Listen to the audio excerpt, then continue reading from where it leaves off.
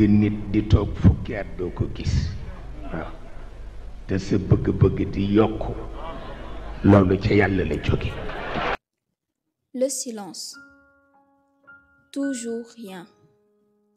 Encore le poison de la solitude. ñoo ngi wër taw a gis suñu xol dëkkee di ko jàmbat. Nous avons les yeux gonflés, dormant le corps plein de larmes. Le calme et la froideur de cette matinée du 15 mars 2017 nous glacent encore le sang. xibaar gi dis lool mu tis ci xol jaxasoo ci xel. Arrachant notre force de se lever, de marcher, de parler, de penser, de vivre. Par le chagrin, nos ventres sont noués. Nous nous sentons vides, dénoués de tout sentiment. Plus rien ne compte. Plus rien n'a aucun sens. Seule la solitude nous accompagne pour noyer notre accablement. Saa suñu gëmee gis la xippi xool nga réer ñu dëkkee nakar lu jooy la. Maam danga sori woon loolu ci ñun. yaa mësa doon suñu maam say sët miin la nga dem wéetal ñu. maam musoo ñoo nax waaye ci lu munta ñàkk nax nga ñu ba dem.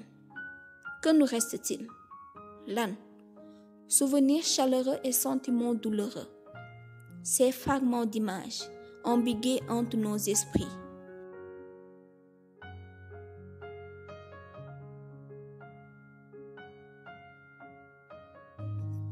Souvenirs aiguës pire que la douleur d'une maladie.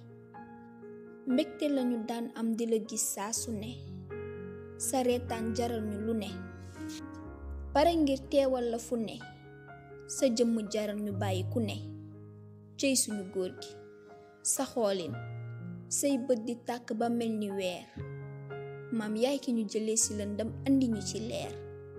tey jii sa jëmm sori nañu lool. te moonte yaa ngi sës rëkk ci suñu xol. Néanmoins, de nostalgie nos cœurs sont transpercés. Malgré le temps, ces plaies restent endolories. La mort a bel et bien arraché notre chère maman. Triste, oui, car celui avec qui nous avons partagé les plus somptueux souvenirs devient notre plus triste souvenir. Ce dernier reste toutefois ancré en nous et apaise profondément les âmes pures. La faucheuse ne peut pas briser nos liens sacrés. En nous, vous vivez. waaye lu mënta ñàkk am. maam ba nga demee lañu feebaru namel songu te lànk ne du wér. bés bu nekk ñu di la xalaat. dëkkee laa janneer.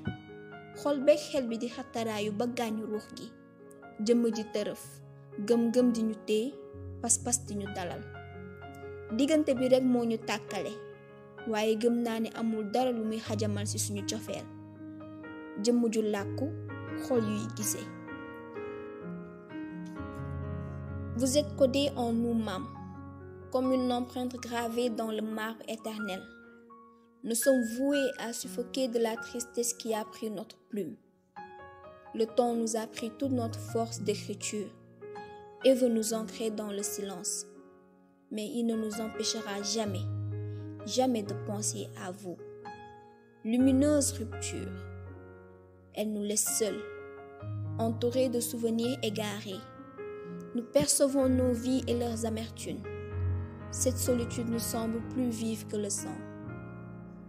ñu boole lépp ak sant yàlla ndax borom gaynde gi te di suñu gaynde moo ngi doxantu ci ruux yi dëkkee di ko roose ak leeram gu tedd gi.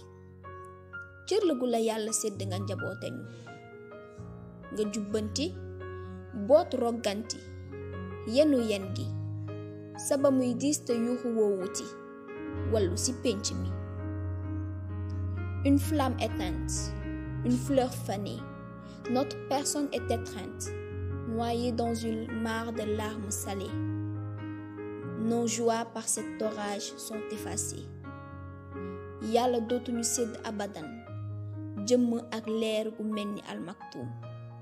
Aujourd'hui, nous regardons le ciel d'un âme partielle, le cœur bouché d'un pieu, vous regardant Mame partir aux cieux. Un seul être nous manque et tout est dépeuplé.